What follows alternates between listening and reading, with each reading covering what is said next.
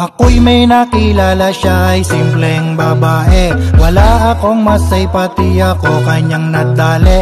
Itsura niya palang magtitiwala ng mabuti. Grabe talaga ang husay niyang umarte.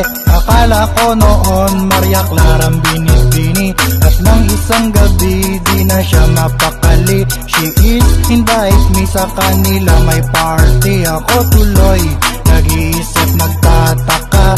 Alam nyo ba sa house nila wala naman palang bisita. So ngayon na-gets ko na ang ibig niyang sabihin. Pagkakataon na to ayoko nang palampasin.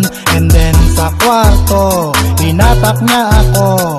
1-2 o'clock binigay ko ang gusto.